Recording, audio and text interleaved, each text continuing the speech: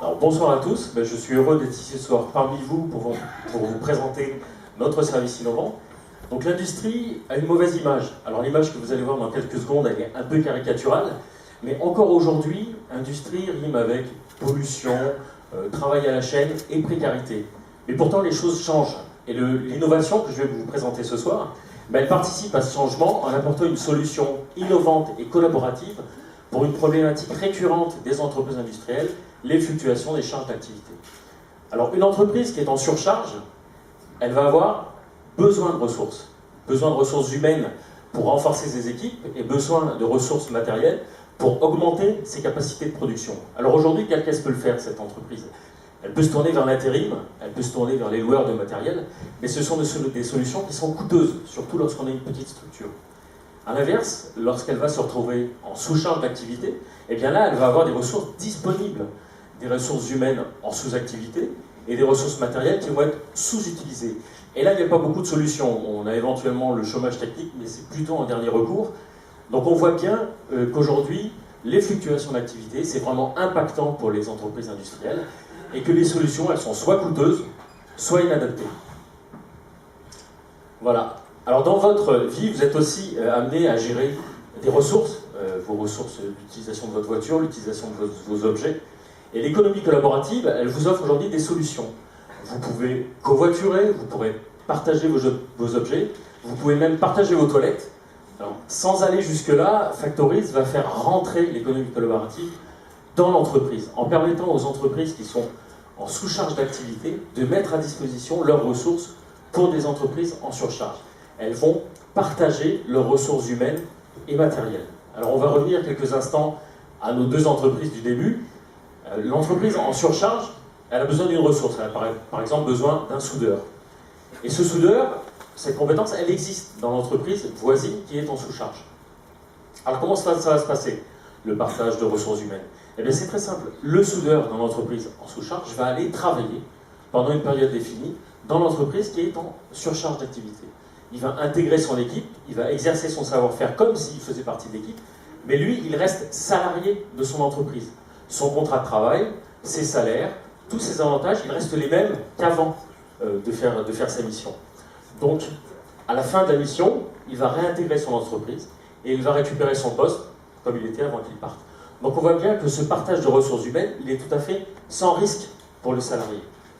Pour le matériel, si l'entreprise en surcharge elle a besoin de matériel complémentaire, eh bien elle va pouvoir le louer auprès de l'entreprise qui est en sous-charge.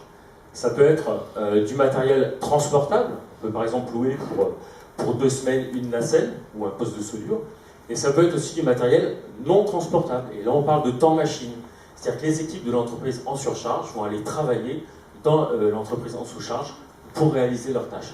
Alors on voit bien que le partage de ressources, ça apporte une vraie solution de flexibilité pour les entreprises. Ça leur permet d'adapter leurs ressources à leurs charges. Une entreprise en sous-charge, elle va pouvoir alléger ses charges financières pendant une mauvaise passe.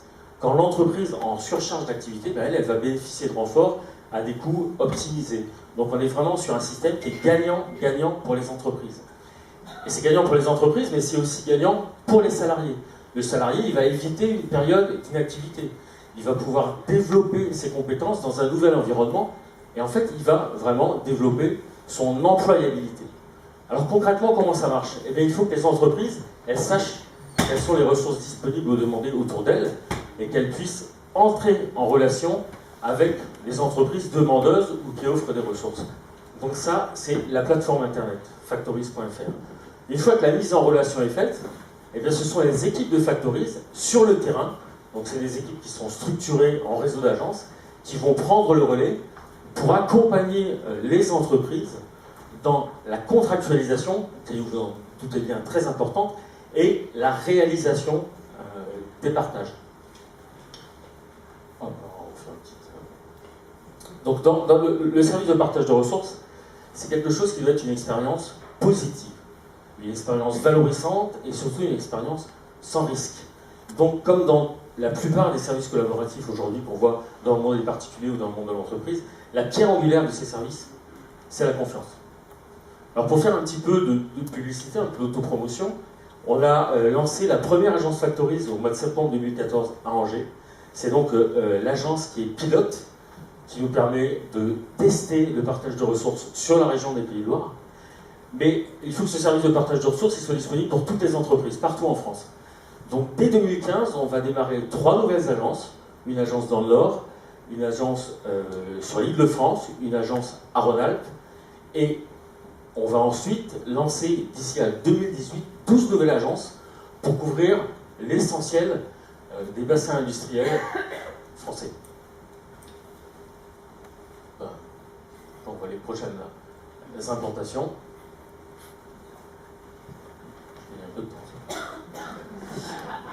Alors, le partage de ressources, il faut qu'il soit ancré dans l'écosystème local. On n'est pas une solution qui révolutionne tout, mais on est une nouvelle solution à côté de l'intérim, à côté des loueurs, à côté du groupement d'employeurs. Donc on travaille avec les acteurs locaux pour faire connaître le partage de ressources et pour l'installer dans les pratiques de toutes les entreprises, parce qu'on est convaincu que c'est avec des systèmes comme Factoris, mais il y en a d'autres, qu'on va vraiment arriver à avoir une industrie beaucoup plus responsable, d'un point de vue écologique, d'un point de vue humain, et beaucoup plus proche de son écosystème local. Et j'espère aussi qu'elle sera plus attirante pour les jeunes.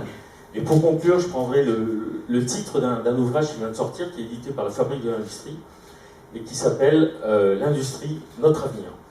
Donc nous sommes à votre disposition dans l'agence ou sur le site internet factoris.fr, et bien entendu après si vous avez des questions sur Factoris.